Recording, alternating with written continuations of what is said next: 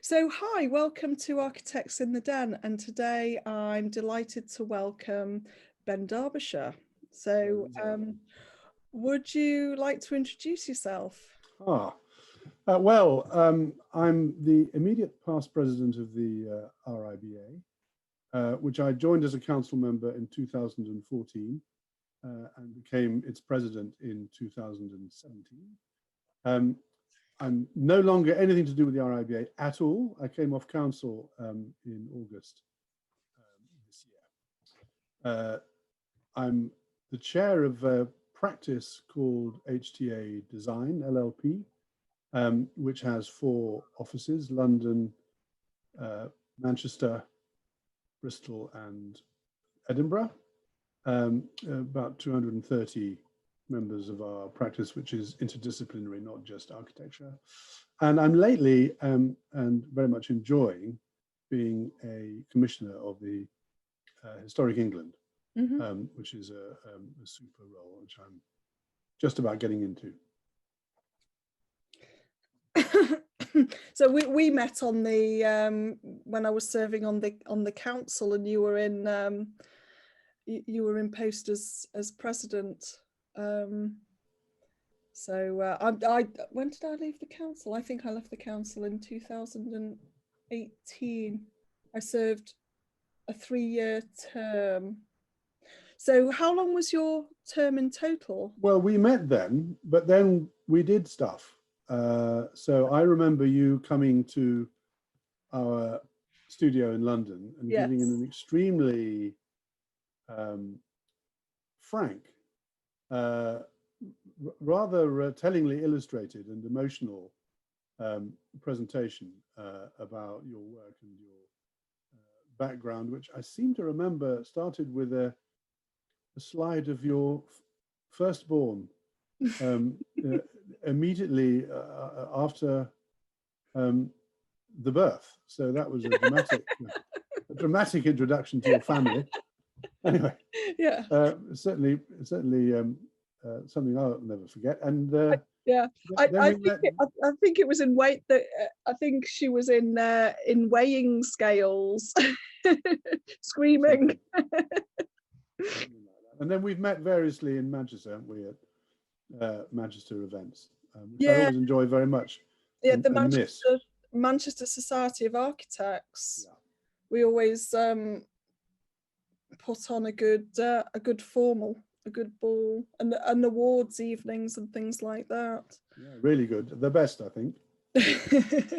While I was president, I tried to do as much as I could to enhance the local presence and provide resources for local RIBA chapters, because my thing was that the best way to promote the profession was by celebrating the work of architects wherever and however they practice, and that's best done locally. So I think the Manchester Society was definitely amongst the most active and rich of the local chapters. Yes, yeah. So today we're going to be talking about resilience in architectural practice. So how long have you been in practice for? That's not a bit of a telling question. Well, I joined the practice that I'm now chair of as a Part 1 student. Wow. In 1973. Wow. So that when I retire as an equity partner, which I plan to do in 2023, I will have been in the same practice for 50 years. Caught that. Why? Have you ever worked? Why? Well, because it's not the same practice at all. I mean, there were 5 of us then. I was the 5th member of the practice. It had been formed in 1969. Yeah. And it's been through all manner of changes and grown and shrunk and grown and shrunk. So I gather you're interested to talk about resilience in practice, and the perspective of somebody who's been in practice with the evolving group of people over so many years is probably quite a good perspective to discuss resilience. So, I mean, I would say in your 50 years, what's been your biggest challenge? Gosh, I'm never any good at biggest, best, favorite things. To be perfectly honest with you, the challenge of the profession is something that drew me to become a member of the RIBA's council, and I think, you know, what I regard as the challenge for the profession is really, you know, the challenge for practice, and there's sort of quite a lot to it, really. The biggest, I think, is the value challenge, as I call it, because it affects so many other things. That is to say, the degree to which our contribution is valued by society and our clients, and the alternatives that are now becoming available to society and our clients, when they don't understand or realize, or when actually architects don't measure up adequately to provide them with something that they value. Yeah. So, you know, I think making a good living is an immense challenge, and sharing it appropriately, that's a big challenge. But of course, it affects other things. And one of the things it affects is diversity, because it's an expensive business becoming an architect with £100,000 of student debt, and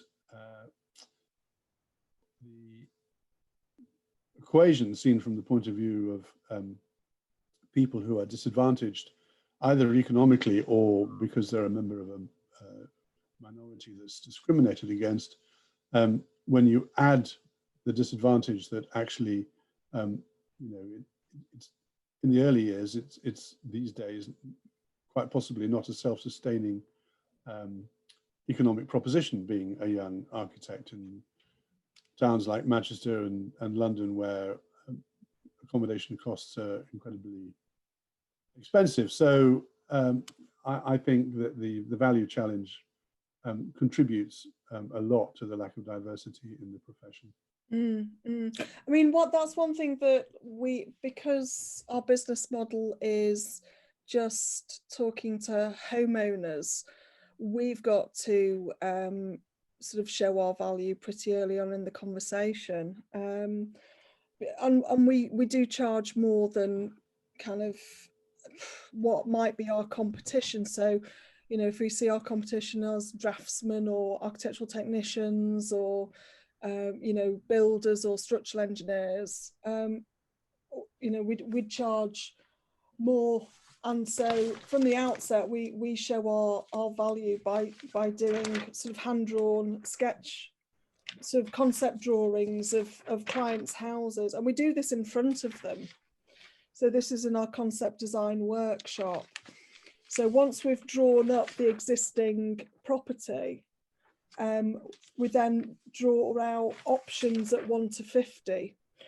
First thing that we do is kind of demonstrate draw out what our clients are thinking, because often, you know, until you've drawn out what a client's got in their head, they'll never be able to move on to looking at alternatives. So we have to draw that out first, and then once we've drawn that, we can then show loads of options, and then we bring in scale. I've got little, and this is kind of adapted to working online and on Zoom. I've got little kind of 1 to 50 scale models of people that we can just throw on the plans just to help animate them. So we're not doing like 3Ds or CGIs or anything like that. What we are doing is showing our skills, our architectural skills, by drawing and physically problem solving, and then talking through what the issues are, you know, what things mean, why you can't do certain things. And our clients really seem to value that. And then we charge for our workshops. So we charge £300 for a 2-hour concept design workshop, and the client pays before we Well, use the drawers. you definitely don't want to be the cheapest. Exactly. They talk about the race to the bottom, and you know, the ideal situation is to win work in competition, and of course we're all in competition, but definitely not at the lowest cost.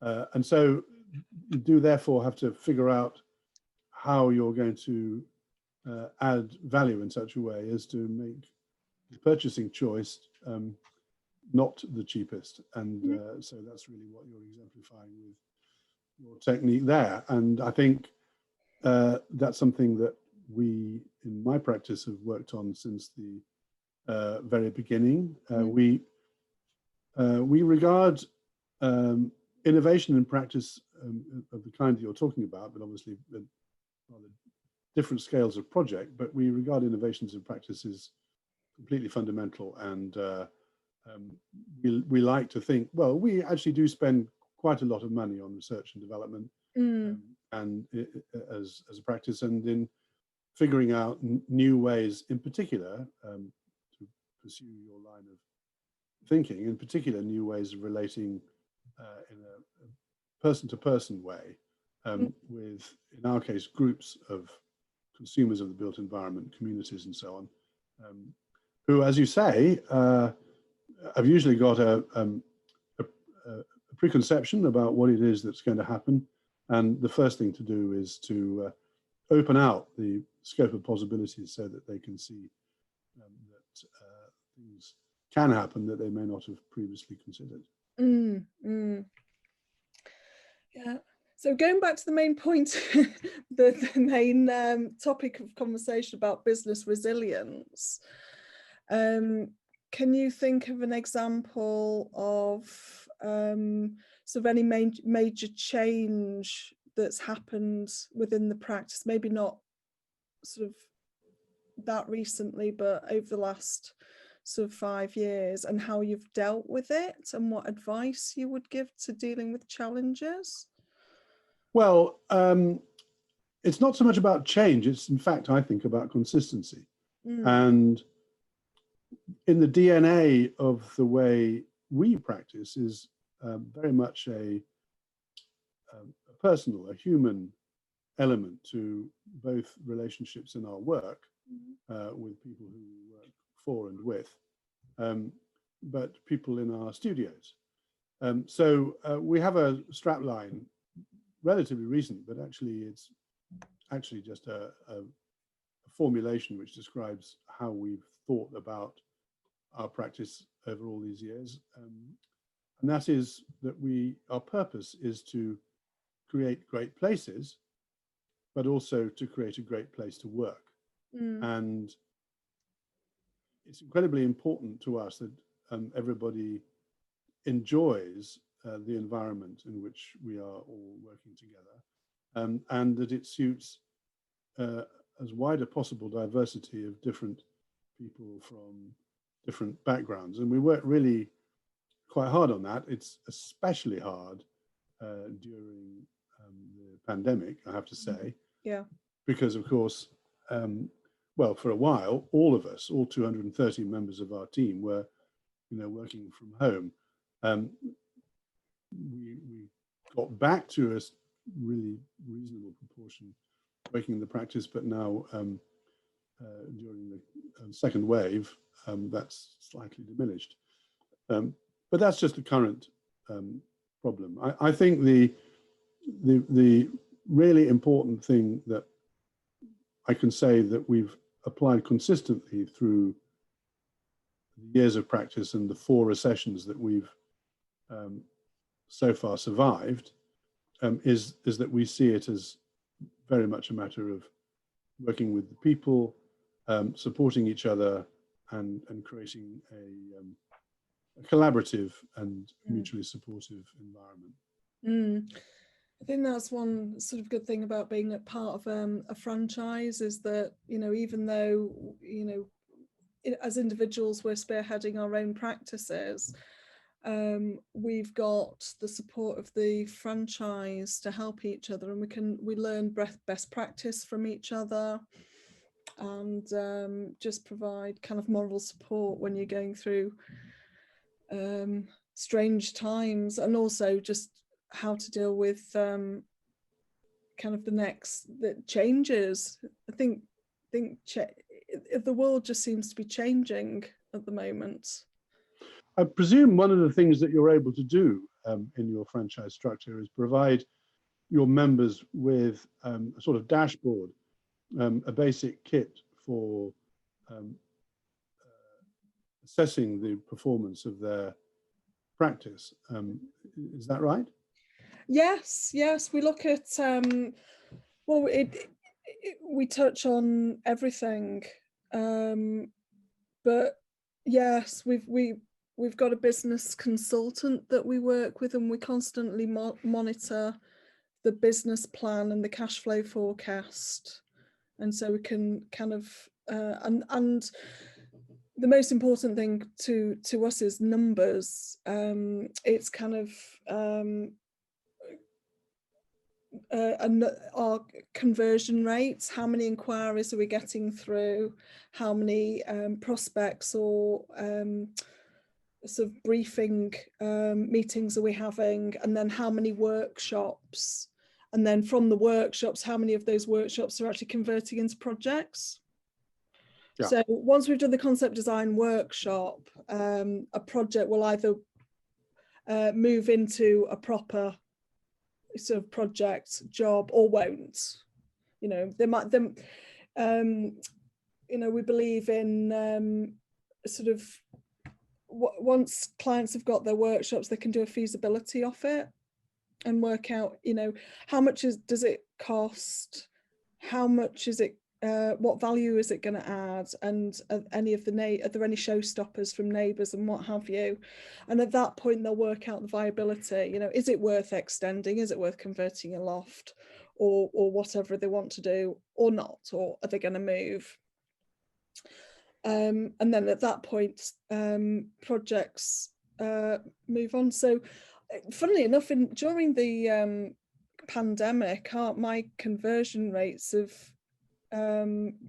really improved. I used to convert from like every 4 workshops I'd convert 1 project, so 1 in 4, but during the pandemic it's almost like 1 in 2, which is crazy. Well, that's brilliant. So I mean, I definitely think having an effective and business-like approach, which includes, you know, all of the measures that you've been describing, the expected value of the work that you've got coming in, your costs of sales in delivering it, and the anticipated net profit. All of those things are absolutely crucial to sustainability of business. And if we have a recession, then it's looking forward to the circumstances in the future that will prepare everybody for coping with it. I'm not particularly surprised, actually, to hear of your, because I think that, you know, there's been a refocusing, hasn't there?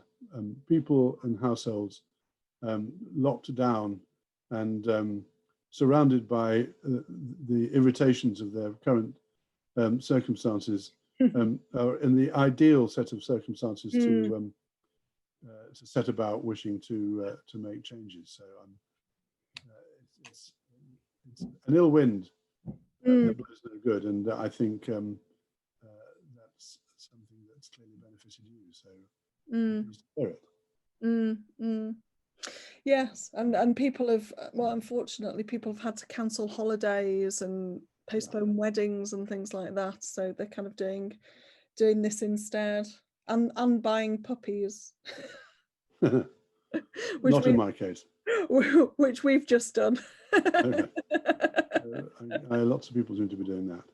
Yeah, never mind children. Puppies just turned my life upside down. Oh, God. Well, no danger of that in my case. I'm seriously allergic to dogs and cats, so right. That's not a feature of my life that's going to change. Yeah. So we were talking before about being consistent.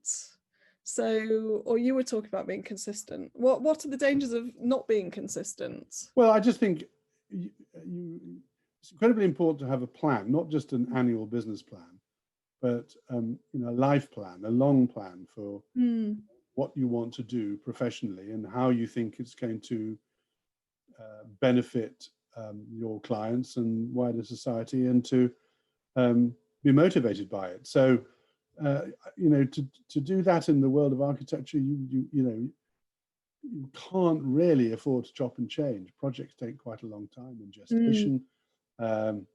Your business, will grow, but generally speaking, grow quite slowly. So to be consistent and improving consistently seems to me to be pretty fundamental.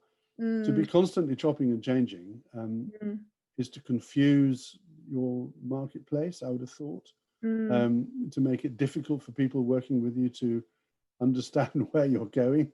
And so I'm a great believer in making a plan and sticking to it, albeit that it needs to be sufficiently flexible to accommodate exigencies of pestilence, and as we now discover, and other challenges to life.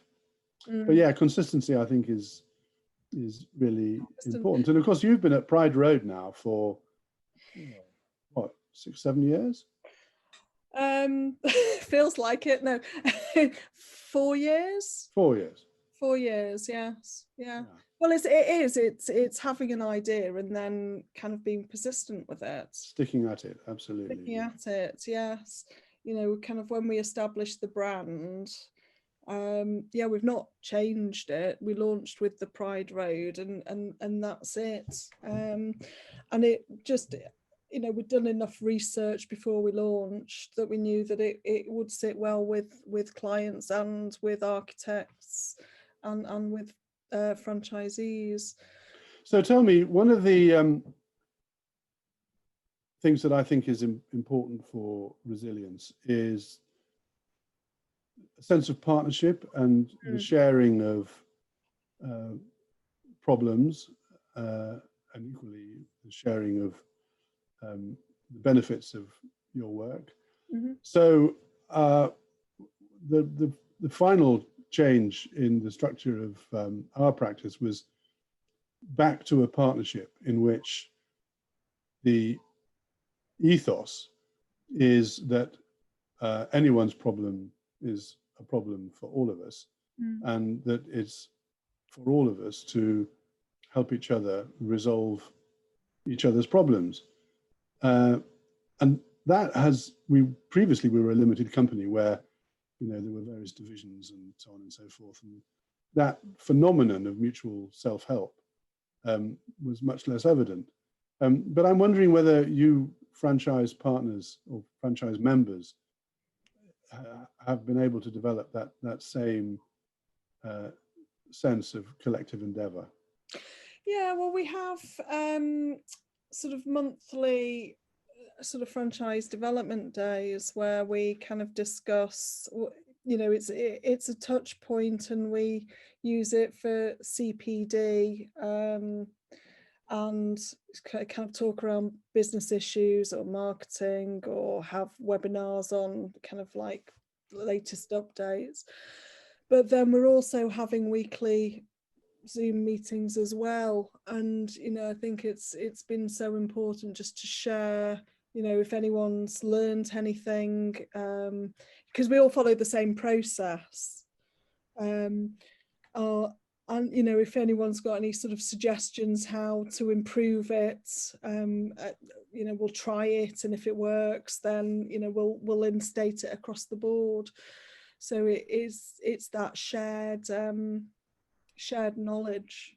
And so have you presented all of this at the, I think, rather wonderful RIBA Guerrilla Tactics event? Yeah, I spoke at Guerrilla Tactics about 3 years ago when Maria Smith was coordinating it.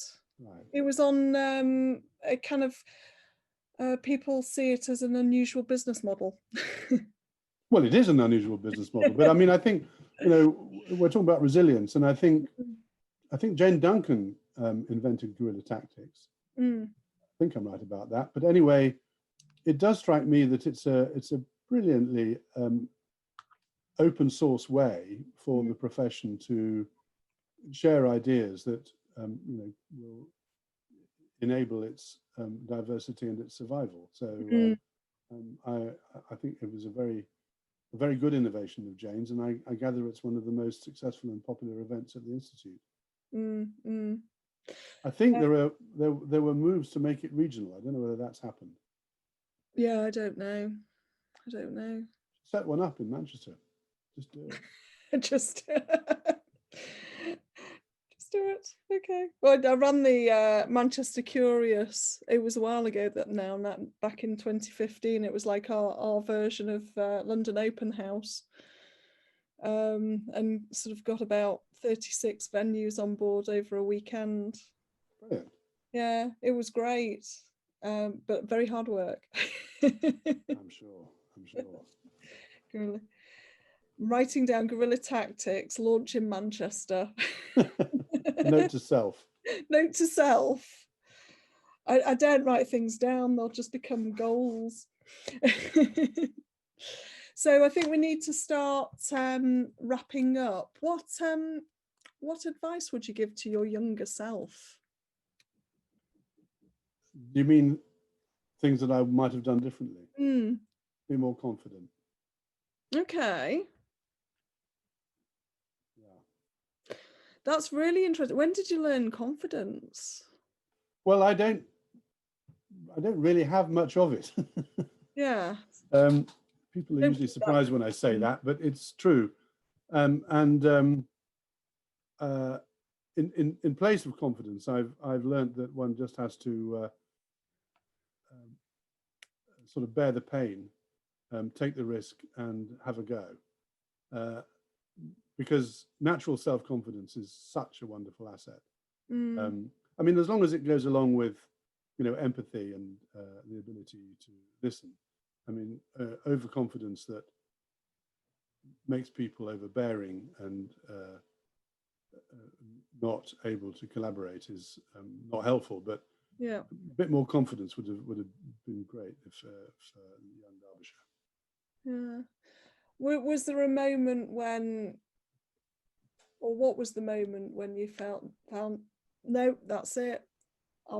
I can be confident in myself because I have. Well, it hasn't happened, Lisa. I don't feel as if I've earned my spurs ever. To be honest with you, I think I'm slightly less crippled by self-consciousness and lack of social competence than I used to be, simply through practice, I think. But and I suppose it's also true that, as one has achieved anything, those achievements kind of build up as a sort of carapace against the terror. But no, I think that just came to mind instantaneously, by the way. I hadn't prepared that answer, but I think it's true. I think, more confidence would have helped me along. Yeah. And you? Oh, what advice would I give to my younger self? Don't do architecture. No. No. I don't know. I'm not expecting you to turn the question on me. Two-way street. I guess, I kind of ended up setting up on my own out of necessity. I'd been in practice for 10 years and, got short shrift really because, trying to juggle, kids, family life with career was a challenge. I mean, so working in practice, was great experience. Should I have set up earlier? Don't know. I was talking to Simone de Gaulle. She was our last guest on the podcast, and she's phenomenal. She set up in practice, I think just before she qualified, which was just astounding. I mean, that's someone who, you know, you've got a goal and you go for it. Yeah. And they, you know, kind of just that blew me away, really. Well, the founding partners of HTA set up while they were still doing their part 2. It's kind of what makes you take those risks. Yeah. For you, it might have been, you know, opening a new office. Well, I think taking risks. I mean, one of the things the profession needs to get better at, in my view, is understanding risk and managing it. And I think that is, you know, not just on behalf of our clients, but it's in our own conditions of working.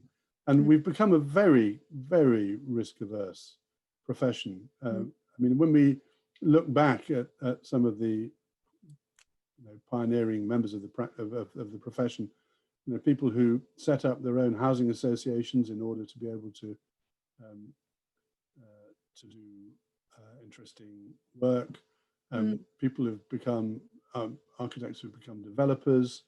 You know, I think we need to diversify as a profession a lot, and that means having the business skills to understand risk and to manage it away. Well, that seems like a good note to end the conversation. So I just want to thank you for joining the podcast, Ben Derbyshire, and I'm just thinking of people who I should be interviewing next. Have you got any suggestions? Oh, my problem is that you've interviewed already, but have you done Sadie Morgan? No. Well, there you go. She's not actually a qualified architect, much to my irritation, but she's a real champion for quality, and I'm a fan. Okay, I will try and contact her. So thank you very much, Ben, and hopefully at some point I'll see you in the future at the RIBA, maybe. I do hope so. It'll apparently is reopening after Christmas. Is it? I'm looking forward to getting back there. Okay, brilliant. Okay, thank you very much. Okay, thank you. Listening. Bye.